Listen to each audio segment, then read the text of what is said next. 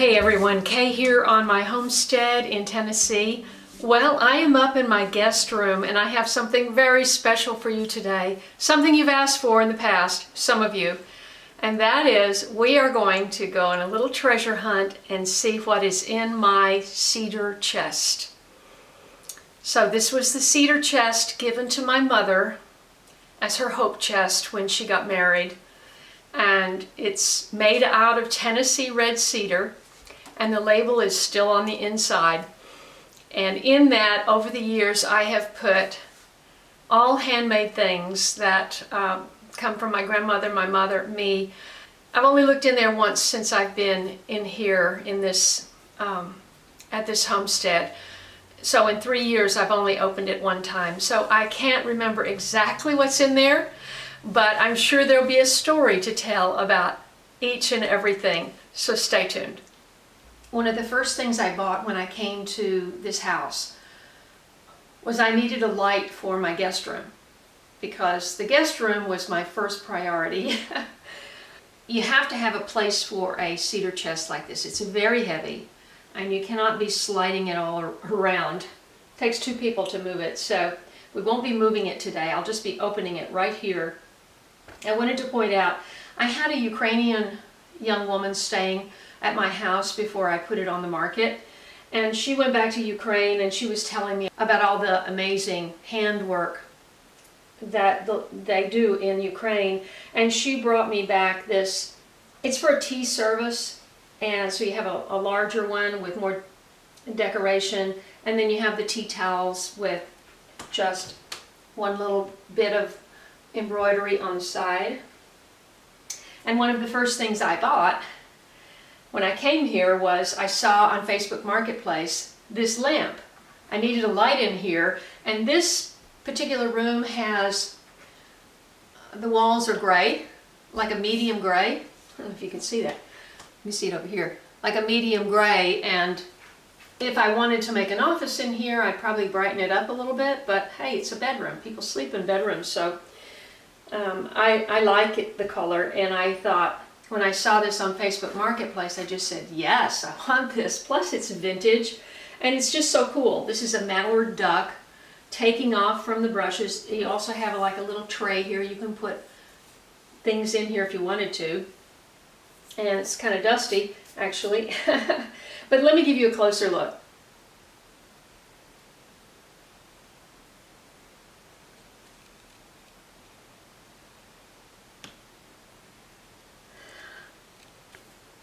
And isn't this, it's very delicate and pretty. And obviously, well, it looks to me like it's lavender. It's a depiction of lavender, and it goes all the way around. So I'll have to move all of this to open it up. Now, you may be very familiar with cedar chests, but this is the only one that I've ever had. It's inlaid, of course. This is all inlaid. This is probably walnut. I think this is walnut on the outside, but the inside is cedar. And what my mother didn't know is that cedar resists bugs and moths. It has a little key, and you press that. And the beauty of the lid is it opens in the same space that it's in. It doesn't require more space in the back to open. This was obviously made by Cavalier Cedar Chest, made of the finest Tennessee aromatic red cedar. So the whole inside is cedar. The outside is inlaid walnut, I'm pretty sure. And it has this beautiful removable tray that just sets on there. Let me show you what's on here before I do that. There we go. This is a beautiful Afghan that my mother-in-law made. And I kept it.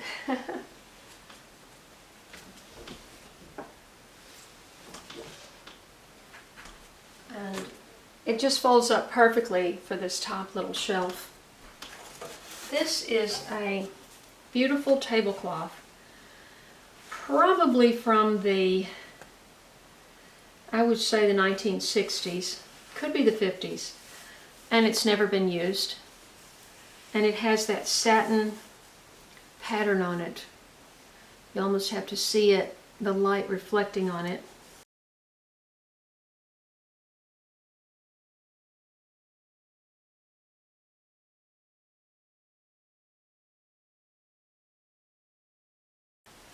But I've never used it. I've never wanted to mess it up. And, you know, frankly, whoever has company now to break out the china? Let's see what the label says. 100% cotton, made in Belgium. Now, if you washed this, it would be completely wrinkled and ruined.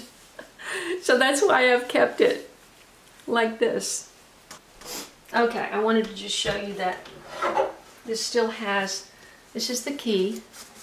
It's taped in here. This masking tape is probably 65 years old, but the key is in there. Okay, I'm going to set this off so we can have full access. Okay, I pulled up a stool because I am unable still to kneel comfortably with my knee. But right on top, right on top, we have the dress. This is when I was very young, and I won a beauty contest, and I wore this dress. And it has the empire, we called that the empire waist, where it was up higher than the waistline is down here. This style was very popular. You would have a lace-covered bodice, and then just the plain fabric down here. And the back had a panel, has a panel with a bow, zip down the back, but you unfasten the bow so that you can access the full zipper to get it on and off. And it is, let's see, yes, it's fully lined. So it's lined. Gosh, that almost looks handmade. I don't think my mother made this, though. I don't recall that she did. Wow.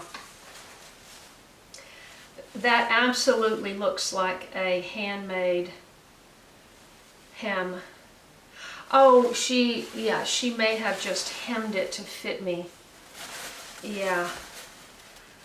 Although, let's look at it. Let's look at the inside. See if I recognize her stitches. She had a Singer sewing machine, the really pretty one with the wooden cabinet. You know, where you open it, you open both sides up and you've got a larger sewing surface. I had one in California and I never used it. I bought it for $40 at a White Elephant sale, and I never used it. Gosh, this looks so handmade, but I don't recall that my mother made this, because these dresses were very popular. Of course, they made clothes so much better back then than they do now. You know, the hems were all properly done, and you know, there have been times in our history when you just go in and the hem, there's not even anything turned up for the hem. It's just the seam is bound and closed. So that's my winning dress. Now, you can see how wide it is. Let's see if I can, ooh, standing up's gonna be hard. Okay, so, hate to do this, but it's just reality, right? Okay, the way you measure this is from the side of your waist, and I've got to get to there, to get to the side of my waist. So, there will be no modeling this dress, but I still have it, and it has a nice weight to it. You know, they just made things so much better back then. Now this is quite a story. My mother made everything. You know, when she had an idea, she just went and made it. You know, and so my sister and I shared the same room. Well, we always shared the same room. Always, but at a certain point, I guess when we became teenagers, we got single beds, twin beds. And so my mother, to decorate the room, my mother made a bed skirt to go around the bottom. I think it's called a bed skirt. It goes to the floor, you know, and it drapes from the mattress down to the floor. And so she made this, this is just one of them. I don't know if I have any more. Oh, no. This is actually not the bed skirt. She made a little quilt to match it for, to go over another piece of furniture. So this is a quilt, but I can tell you about it because I think it was 2 panels from here to here, and that went around the bottom of our twin beds. And it was, you know, pleated. It wasn't gathered. It wasn't just laying there. It was pleated. And so there was an overlap, and then it was pleated, and then you had the perfect squares, just like this. But imagine there's a pleat in between here, and these have come together perfectly. So that was what was on our bed all the time. I actually don't remember what was on the top. But this is a finished quilt without any lining inside. It's just it feels very thin. It might just be one, and this is machine made, you can tell. There's just one lining, but my mother was very good at quilting too. Let's see okay, this is the best story in here. Now I made this, I don't know, when I was in 4-H. When are you in 4-H? I don't remember. But I'm a Valentine. If you're new to my channel, my birthday's on Valentine's Day. And so, you know, I did my first sewing in 4-H. This was my first project, first real project. I might have, you know, made a little something, but this is an apron. You see how, I must have been very small. So this goes on the bodice, like so. And let's see. Yeah, so it has buttons. I'm not sure where the button, oh, wait. Yeah. Oh, so the strap comes down like so. There's a picture of me somewhere wearing this, but I couldn't put my hands on it to save me. But there's a button here, and then you see you have 3 buttonholes here. And so once you fasten the waist, then you button this into that. So it's quite a little number to get on. You really wouldn't want to be cooking in it and mess it up, right? So it goes like that for a young woman who's small. And this is called rickrack, in case you didn't know. We called it rickrack. And they put rickrack around a lot of stuff. This is all lined. So the way to do 2, if you like to sew, and you probably already know this, is you make your 2 hearts, you sew them together, you leave one little space open, you turn the whole thing, use a pin to pick it out so that it's all a perfect heart, and you iron it so it's nice and flat, and then you take your hand and you sew it up. So that's how you get the back doesn't have any seams, you know, any selvage or anything. So that's, I'll have to fold all this stuff back and put it away. This is another thing from Belgium. So it's another beautiful, this is a handmade apron, and it's lovely. It's just a short apron, and I guess these are for cooks that don't make any spills on their top. You know, you probably put this on after you've cooked the whole meal and you just want to serve to the family with something pretty that goes right over your front here. Yeah, these were, I think, oh, I think this was a failed, no, I sort of think that I was going to make kitchen curtains out of this beautiful fabric. This is all cotton, of course, just crisp, lovely cotton. It doesn't look like they were made of, oh yeah, it does. Yeah, it does. I did make them because it's gathered. You can see it was gathered at the top, but I've had it folded for so long. They're nice and crisp, but you put the curtain rod through the little, across through here, and then you hang these in your curtain, in your kitchen.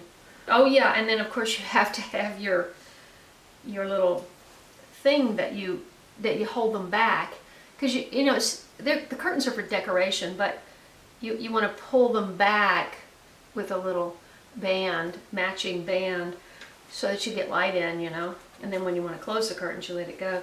But I had this really pretty little bow. I don't know where I got that ribbon, but it's a ribbon, and I sewed the ribbon. Of course, I sewed the ribbon on here. So, yeah. So I made those. Here's some more handmade curtains. I don't actually remember making those. They're just simple white.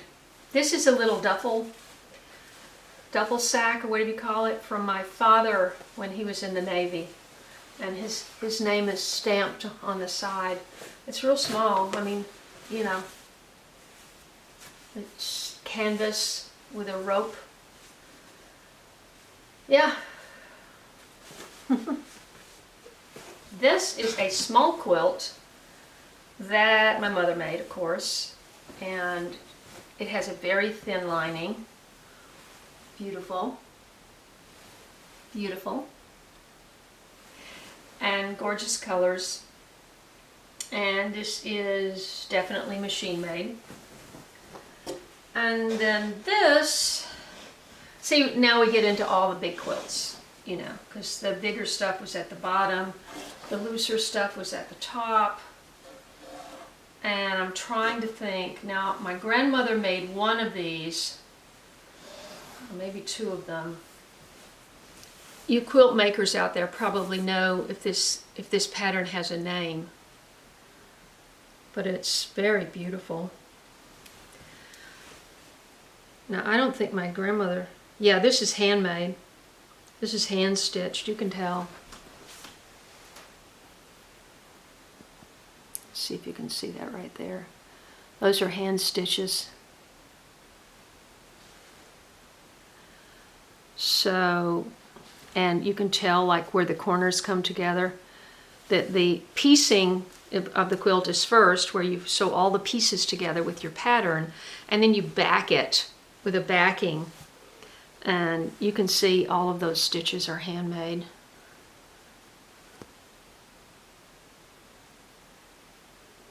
Okay, so I think my grandmother made this.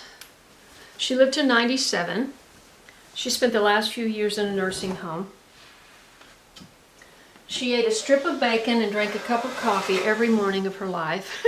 No, I'm sure there were times when they didn't have pork. This is another handmade quilt. Let's see. I don't know if it's my mother or my grandmother, but the piecing of the whole thing, it's all done by hand.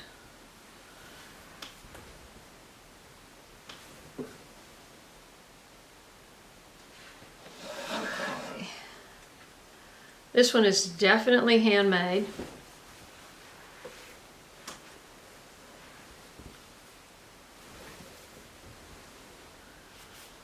I wish I had a big, you know, some way to display it, you know, but I'm just showing you the patterns. If you recognize a pattern, please take the timestamp off of the video and put it in a comment and say that is so and so.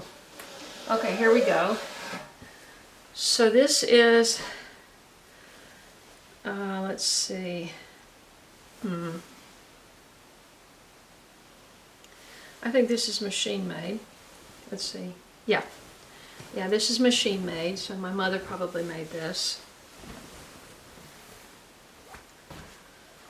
Although my mother usually had a much more, my mother usually didn't do such common, or simple I should say, patterns just big blocks. It's beautiful, but somehow I don't think my mother made that. There is a quilt in here. Maybe it's this one.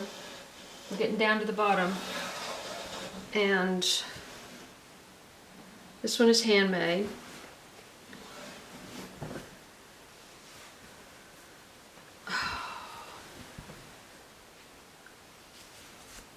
It's a little bit stained on the back. Eloise King. This has a name on it. Eloise King. I don't know who that is. Oh, I see. Yeah. Other numerous people contributed, made their own squares, and then here's Mary White. Mary White. And different people made the squares, but only, it looks like, oh yeah. Lennis, Lennis White. Lennis White. And just want to acknowledge these people. I'm sure most of them are gone. That is Dina Mackey. But anyway, they did their own squares and they contributed to this. Faye Sewell. It's really easy to read. And Sally Mae. Of course, we've got Sally Mae here. See, that's the thing. I can't ask my mother anything anymore, you know? I mean, I can ask. She's just not going to remember. So there's only two things in here, and these are the very worn wool blankets that my father had in the military. And they've been laundered so many times that there's like there's no fuzzy on the wool anymore. It's just I'm sure it's very warm though. This one I actually used a lot. That's definitely military, you know. So there you go. Mostly quilts, but a few handmade things. I've got so many other things. I would be making videos all winter. There was something I was hoping was in here, but I know now that since it wasn't in here, because I used to keep it in here, that it's gone. And I'm sad about that, but it's gone. You know, when you suddenly have to sell your house and have an estate sale, and I thought I was going to try to stay in an apartment in LA and, you know, be available just in case I got an audition. And, you know, that just didn't work out because there's just no way I could afford an apartment there and buy a house here. So I had to make a choice, and I think I made the right choice. So anyway, I hope you enjoyed that. If you have any questions, please leave me a comment below. If you're new here, I live on a little over 9 acres, and this winter I hope to be sharing things like this because, you know, we're kind of cooped up. When I was in California, I got to share my garden all year round. There was always something blooming. So anyway, got a lot going on here, and I'm looking forward to sharing a lot of the interesting things I've picked up along the way. I've got something I want to show you that my mother used to just make something out of nothing. You know, she grew up poor, so she could just find ways to make like a sculpture or something out of nothing, nails or hair rollers or whatever. She would just use whatever was laying around, and as long as she had a can of spray paint and some masking tape and some Elmer's glue or whatever, she would find a way to make something interesting looking. So I look forward to sharing those with you, and I look forward to seeing you in the next video. Don't forget to subscribe. Share this channel if you would. I haven't gained a single subscriber in the last 2 months. Every time I get 30 ahead, I look back and there's 30 gone. So I guess it's YouTube deciding to unsubscribe people. So please be sure, if you see this video, to go and check and make sure you're subscribed. Scroll down and click the all button again, because it's very possible you've gotten unsubscribed. People do write me and tell me that, hey, I haven't seen a notification in a while. Well, I'm I'm always posting something. If not a video, I usually post something on my community page every day. So if you haven't heard from me, you missed out. So do check, please. And thank you so much for watching. I hope you enjoyed it, and I'll see you in the next video. You know what? I bet it's this one. I really bet it's this one, with all the names of the, the people that contributed. Because I don't recognize these names, and I have a feeling that this was the quilt that they made for my uncle, who was, I guess today we have to say, severely challenged. But at the time, of course, he went to school, Carl went to school for 3 days. He was, my grandmother was one of 10. I think she was the oldest, so she was so strong. They said my grandmother could handle a mule and a plow as well as any man. She could go out and plow all day long, and she would have a baby in a bassinet at the end of the row, and go down and pick cotton all the way back and check on the baby and go down. It's like snakes, no. Anyway, she was something else, and I sort of remember now that I think that a number of the local people who knew Carl contributed a square or more than one square, and then my grandmother pieced it together, and when he died he said he wanted me to have it. So I knew there was a Carl quilt in here somewhere, but I had forgotten the circumstances.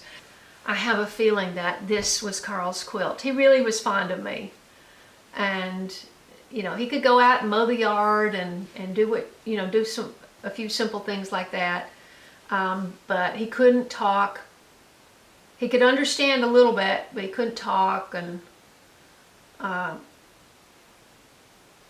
he needed somebody to take care of him, and my grandmother did her whole life, her whole adult life.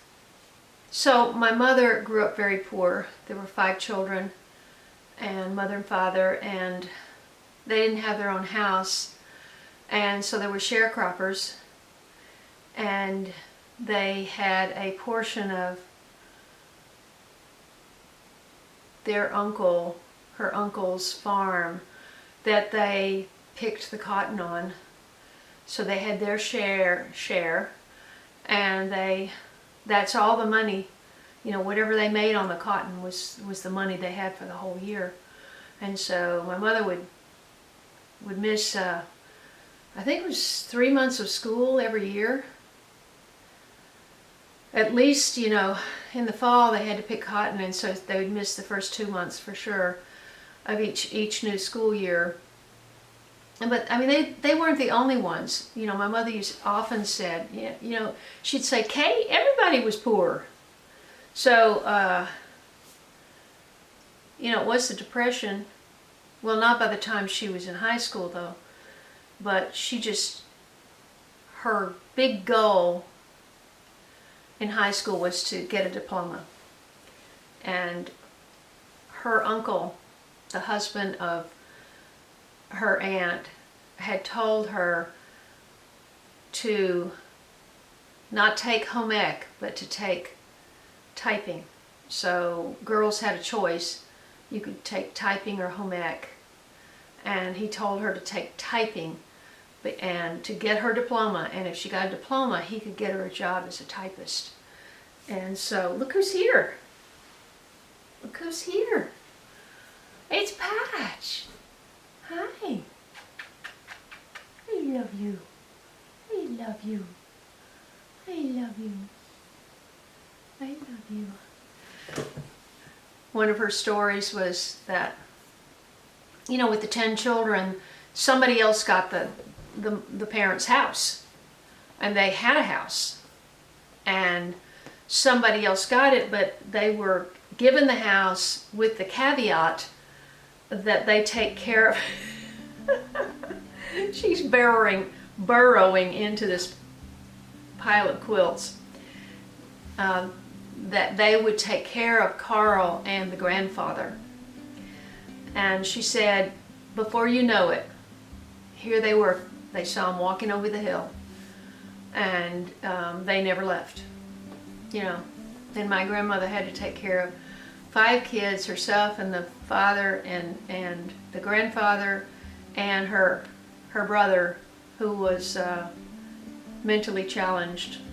My mother, nobody explained to my mother that because cedar is aromatic, it's naturally, you know, pests naturally don't like it. And she thought, okay, I'm storing all this good stuff in my hope chest and I need to protect it from moths. And so she put mothballs in here. And so every time, and it was up in the attic, and there's just no telling how hot it got up there. 100, you know, way over 100. Anyway, when we would go up there, we would open this up, we'd be like, whoa, it would just knock you out, and anything you pulled out of there would just reek of mothballs. And, you know, they didn't explain to her that, you know, it has its own protection. The wood does itself. So I just thought that was funny. You know, I don't smell the mothballs at all anymore. It's been a long time. You like the quilts?